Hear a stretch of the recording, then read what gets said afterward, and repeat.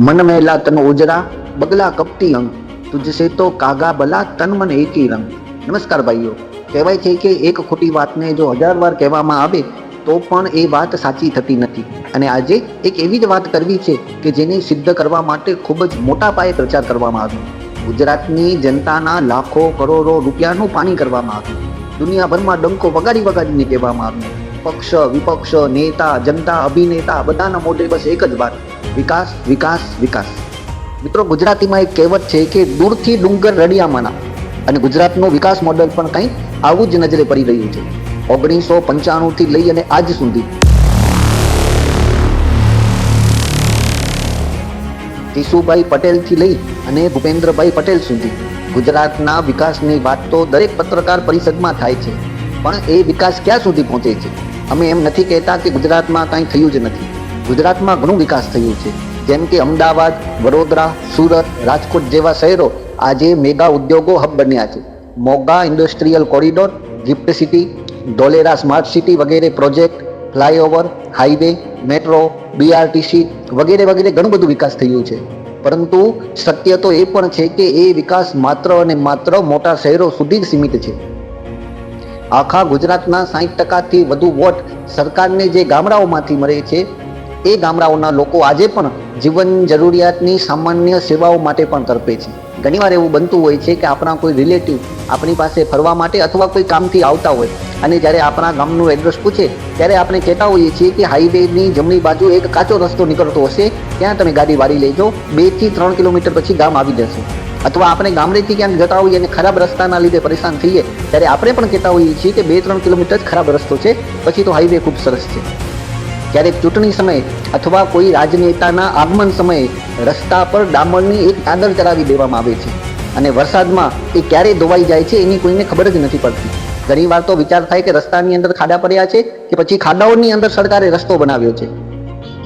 ગામડાના જીવનની વાત કરીએ તો ગામડામાં વધુ પડતો 2 વ્હીલર ગાડીનો જ ઉપયોગ થતો હોય છે. એમાં પણ જે નાના બાળકો હોય એમને એમના પપ્પા અથવા દાદા સાથે બાઇકની આગળ બેસવાનું વધુ પસંદ કરતા હોય છે. પરંતુ રસ્તાની વચ્ચે પડેલા ખાડાઓ બાઇકની આગળ બેઠેલા એ હસતા બાળક માટે ક્યારેક જીવલેણ બની જશે. સ્કૂલ વેનમાં રોજ સવારે જતા બાળકો હોય અથવા કોઈ કામથી રિક્ષા અથવા ગાડીથી જતા વડીલો હોય, એમના ગાડીનું ટાયર જ્યારે આવા ખાડાઓની અંદર આવે છે ત્યારે એમના મોઢામાંથી એક પીળાની હળવી ચીસ નીકળી જાય છે. પરંતુ ત્યારબાદ સામે બેઠેલા વ્યક્તિ સામે હળવું સ્મિત કરી અને વાતને ભૂલાવી દેવામાં આવે છે. શહેરોમાં તો ચકાચોંધ કરી દેવા રસ્તાઓ છે, લાઇટો છે, સિગ્નલ છે, ફૂટપાથ વગેરે ખૂબ જ સરસ પ્રકારના સરકારે બનાવી દીધા છે.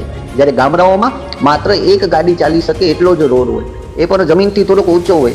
જ્યારે કોઈક પોતાના પરિવાર સાથે બાઇક ઉપર જતો હોય અને સામેથી પૂર ઝડપે કોઈ ગાડી આવતી હોય ત્યારે એ બાઇક ચાલકના મનમાં હજારો સવાલ ઊભા થઈ જતા હોય છે, હજારો વિચાર આવી જતા હોય છે, અને 1000 વાર ભગવાનને પ્રાર્થના કરી લેતો હોય છે. આગળ વાત કરીએ તો ક્યાંક કોઈએ પાણીની લાઈન માટે રસ્તો ખોદી નાખ્યો છે, તો કોઈએ ગટરની લાઈન માટે રસ્તો ખોદ્યો છે. ઘણી જગ્યાએ તો એવું પણ જોવા મળે છે કે ફળિયાની અંદર બાળકો નાના છે એવું કંઈ પોતાનું મન ફાવે એવી રીતે સ્પીડ બ્રેકર બનાવી દેવામાં આવ્યા છે. ગામડાનો વ્યક્તિ આવી નાની મોટી સમસ્યાથી પીડાય છે, પણ એ કહી નથી શકતો, કેમ કે એ લોકો સાથે જ એને રહેવાનું છે. પરંતુ આ જવાબદારી સરકારની છે, ગામ પંચાયતની છે, સરપંચની છે. પરંતુ એ કેમ ચૂપ છે એ નથી સમજાતું. આટલી બધી તકલીફ હોવા છતાં પણ ગામડાનો વ્યક્તિ પોતાના મન સાથે સમાધાન કરી લીધું છે અને હસતા હસતા પોતાનું જીવન જીવતો જાય છે. પરંતુ ક્યારેક આવા ખરાબ રસ્તાઓના લીધે અકસ્માત થાય ત્યારે દોડતા દોડતા ગામના હોસ્પિટલમાં એ દર્દીને તેડી જવામાં આવે છે. પરંતુ ત્યાં તો આખો અલગ જ માહોલ જોવા મળે છે. ક્યારેક ડૉક્ટર ગેરહાજર હોય તો ક્યારેક દવાઓનો અભાવ હોય. ઘણી બધી જગ્યાએ તો ડૉક્ટર અને નર્સ આવે એના પહેલાં પટ્ટાવાળો તમારું બ્લડ પ્રેશર માપવાનું કામ કરતો હોય છે. સરકારની નીતિ નિયમો મુજબ 3 પ્રકારમાં વિભાજન કરવામાં આવ્યું છે. પહેલું આવે SC એટલે કે સબ સેન્ટર, સૌથી નાનું આરોગ્ય યુનિટ, જે વધુ પડતું કોઈ નર્સ દ્વારા જ ઓપરેટ થતું હોય છે. અંદાજિત 4000 કે 5000 વસ્તીના કવરેજ માટે એ બનાવવામાં આવ્યું હોય છે. એના પછી આવે PHC પ્રાઇમરી હેલ્થ સેન્ટર, જે અંદાજિત 30000 વસ્તીના કવરેજ માટે હોય છે. નિયમ મુજબ 24 કલાક અને 7 દિવસે ખુલ્લું હોવું જોઈએ, જેમાં બધા પ્રકારની દવા પણ ઉપલબ્ધ હોવી જોઈએ, અને એક તો MBBS ડૉક્ટર તેના ફૂલ સ્ટાફ સાથે હાજર હોવું જોઈએ. તેના પછી આવે CHC કોમ્યુનિટી હેલ્થ સેન્ટર, જે લગભગ 1 લાખથી 1.25 લાખ વસ્તીનું કવરેજ કરતું હોય છે, જેમાં ઓપરેશન, લેબ જેવી એડવાન્સ સેવાનો સમાવેશ થતો હોય છે. Indian public health standards IPHS દ્વારા એવું કહેવામાં આવ્યું છે કે દરેક સરકારી દવાખાનું 24 કલાક અઠવાડિયાના 7 દિવસ ખુલ્લું હોવું જોઈએ. પરંતુ ઇમરજન્સીમાં ક્યારેક રાત્રે જઈએ ત્યારે સરકારી દવાખાનાનું ગેટ આપણને ખોલવું પડે છે. મોબાઈલની લાઇટથી ત્યારબાદ કમ્પાઉન્ડરને શોધવું પડે છે. કમ્પાઉન્ડર નર્સને કોલ કરે ત્યારે નર્સ આવે છે અને એના પછી આપણા દર્દીનું ચેકઅપ થાય છે. આ કેવો મજાક ચાલી રહ્યો છે. ઘણી જગ્યાએ ડૉક્ટર હાજર નથી, નર્સ હાજર નથી, દવાઓ પૂરતી નથી, blood, urine, malaria, sugar check કરવાના સાધનો નથી. અરે નાના બાળકો માટે કોઈ સ્પેશિયલ ડૉક્ટર પણ નથી હોતો. આ કેવો આરોગ્ય તંત્ર છે. સરકારી દવાખાનાના આવા વર્તનના લીધે જ આજે પ્રાઇવેટ હોસ્પિટલમાં લોકોને જવાની ફરજ પડી છે. અને આજના સમયમાં સામાન્ય તાવ આવતું હોય કે બાળકોની સામાન્ય કોઈ રસી હોય, પ્રાઇવેટ હોસ્પિટલ 500થી 1000 રૂપિયાનું ચાર્જ વસૂલે છે. ક્યારેક વિચાર થાય છે કે શું જાણી જોઈને સરકારી દવાખાનાની આવી હાલત કરવામાં આવી હશે, જેથી પ્રાઇવેટ હોસ્પિટલમાં જવાની માણસોને ફરજ પડે. પરંતુ આ વાત કોઈ બીજા વિડીયોમાં આપણે કરશું. પાછા આપણા ટોપિક પર આવીએ તો જ્યારે હોસ્પિટલમાંથી આપણા ખંડિત થયેલા સ્વાભિમાન સાથે ઘરે આવીએ અને એક પાણીનો ગ્લાસ માંગીએ ત્યારે પાણીના ગ્લાસ સાથે ફરિયાદ પણ આવે છે કે 4 દિવસ થયા ઘરે પાણી નથી આવ્યું. હા, તમે એકદમ બરોબર સાંભળ્યું. ગુજરાત કચ્છના એવા કેટલાક ગામો છે જેમાં જીવન માટે ખૂબ જ જરૂરી એવું પાણી 4 કે 5 દિવસે માત્ર એક જ વાર આવે છે.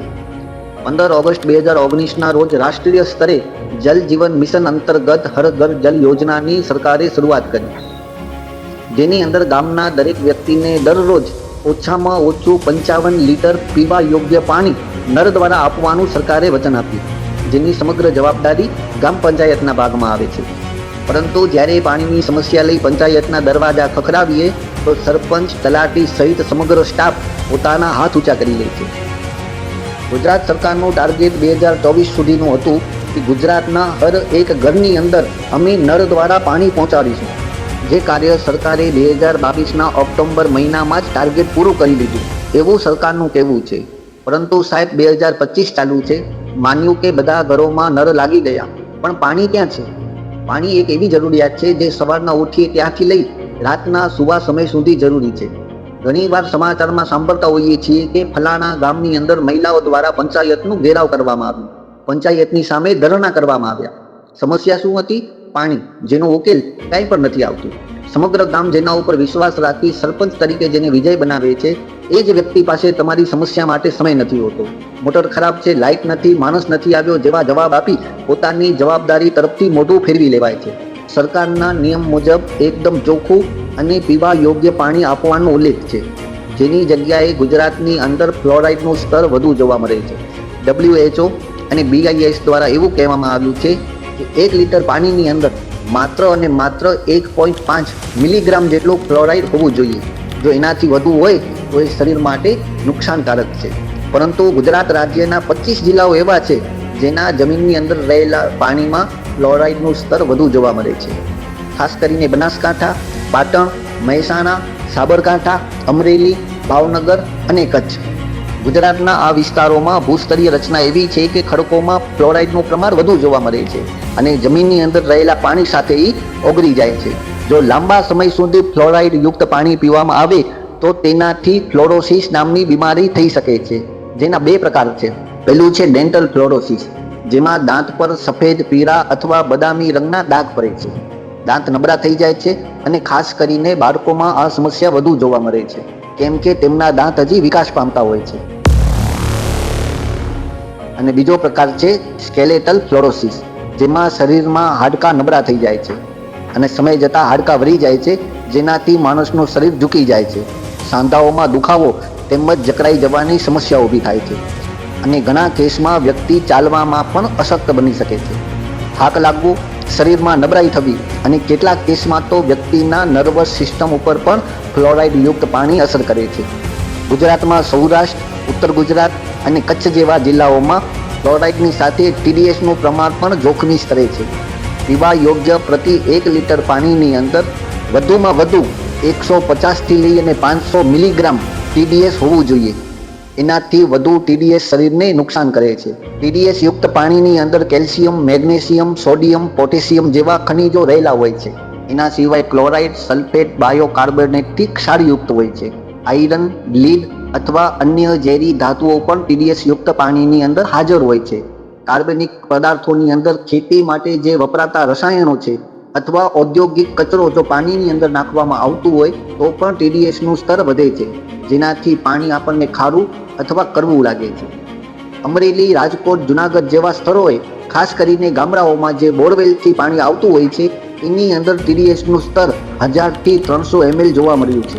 ઉત્તર ગુજરાતમાં જેમ કે બનાસકાંઠા, પાટણ અને મહેસાણા જેવા વિસ્તારોમાં ટીડીએસનું સ્તર 1000 થી લઈ અને 2500 ml સુધી જોવા મળ્યું છે અને કચ્છમાં તો પ્રતિ 1 લીટરની અંદર 2000 થી 5000 ml સુધી ટીડીએસ જોવા મળે છે, જે ઘણું જ જોખમી છે.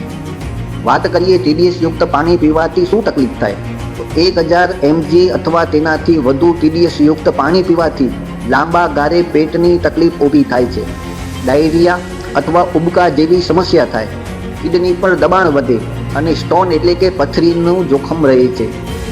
2000 mg થી વધુ ટીડીએસ યુક્ત પાણી પીવાથી કેન્સર અને નર્વસ સિસ્ટમની સમસ્યા ઊભી થાય છે. હાલમાં ગુજરાતમાં ઉત્તમ પાણીની વાત કરીએ તો પ્રત્યેક 1 લીટર પાણીની અંદર 100 થી 300 mg ટીડીએસ રહેલું હોય તો તે ખાલી નર્મદાનું પાણી છે. જો તમારા ઘરમાં કે ગામમાં નર્મદાનું પાણી આવતું હોય તો એનું જ સેવન કરો, પણ જ્યાં હજી નર્મદાના પાણી પહોંચ્યા નથી એ લોકો એકવાર જરૂર પાણીનું ટેસ્ટ કરાવો. હવે વાત આવે છે કે પાણીનું ટેસ્ટ કેવી રીતે કરાવીએ, તો તમારા ગામ કે ઘરમાં આવતા પાણીનું સેમ્પલ લઈ વાસ્મો એટલે કે water and sanitation management organisation અથવા GWSSB Gujarat water supply and sewerage બોર્ડને એ પાણીનું સેમ્પલ મોકલો, એ તમને પાણી ટેસ્ટ કરીને જણાવશે. જો એ ના કરી શકતા હો તો માર્કેટની અંદર 500 રૂપિયાથી લઈ 1000 રૂપિયાની અંદર ટીડીએસ ચેક કરવાના મીટર પણ ઉપલબ્ધ છે, જેનાથી તમે ઘરે બેઠા પણ પાણી ચેક કરી શકો છો. જો એ પણ ના થઈ શકે તો તમારા ગામની પંચાયતની મુલાકાત લો, તેમની પાસે પાણી ચકાસણીનું ડેટા માંગો. જો ડેટા પણ ઉપલબ્ધ ના હોય તો સરકાર દરેક પંચાયતને વોટર ટેસ્ટિંગ કીટ આપે છે, જેને FAT એટલે કે ફિલ્ડ ટેસ્ટિંગ કીટ કહેવાય છે. એ મંગાવી ગામ લોકોની હાજરીમાં પાણીનું ટેસ્ટ કરાવો. જો એ પણ ના થઈ શકે તો તમારા ઘરમાં આવતું પાણી સ્વાદમાં ખારું, કડવું કે કોઈ ધાતુ જેવો સ્વાદ આપતો હોય તો ટીડીએસ 1000 થી વધુ છે એ સમજી લેવું. જો પાણીમાં દુર્ગંધ આવતી હોય તો તેમાં બેક્ટેરિયા અથવા કાર્બનિક પદાર્થની માત્રા વધુ છે. ગુલાબી, લાલ કે બદામી માટી જેવું પાણી આવતું હોય તો તેમાં આયરન અથવા ફ્લોરાઇડનું પ્રમાણ વધારે સમજવું. આમ તો ગુજરાતના ગામડાઓમાં ઘણી બધી સમસ્યાઓ છે જેની વાત વિસ્તારથી કરવી છે, પરંતુ વિડીયો ખૂબ જ લાંબો થઈ જવાથી માત્ર 3 સમસ્યાની આપણે વાત કરી છે. સમય છે જાગૃત થવાનો. સરકાર તો પોતાનું કામ કરે છે, એની ગતિ ધીમી છે, પરંતુ આપણે સાથે મળીને જો અવાજ ઉઠાવીશું તો આવી સમસ્યાઓ જરૂર દૂર થશે. યાદ રાખજો, આપણે તો ગમે એમ કરી આપણા ગામમાં જિંદગી વિતાવી લીધી, પરંતુ આવનારી પેઢી એ સ્વીકાર નહીં કરે. ધીમે ધીમે બધા શહેરોનો રસ્તો પકડશે, જેના લીધે આપણું નાનું રૂપારું ગામ એકદમ સૂનું થઈ જશે. પછી કાંઈ રહેશે તો માત્ર અને માત્ર ખંડેર થઈ ગયેલા તમારા ઘર અને ગામની સુમસાન ગલીઓ. જો વિડીયો તમને થોડું પણ ઉપયોગી લાગ્યો હોય તો ગામના 5-6 જણાને ભેગા કરી તમારા પંચાયતની મુલાકાત લો. ગામના રસ્તાઓ, ગામનું આરોગ્ય ખાતું અને ગામમાં આવતું પાણી વિશે એમની સાથે વાત કરો. વિડીયોને વધુમાં વધુ લાઈક કરજો, તમારા મિત્રો સાથે શેર કરજો અને સબસ્ક્રાઇબ કરજો, જેથી અમે વધુ ઉત્સાહથી ગામડાઓની સમસ્યા વિશે અવાજ ઉઠાવી શકીએ. ધન્યવાદ. માં નર્મદાને તમારા ઘર સુધી લાવવાનું અમને સૌભાગ્ય મળ્યું.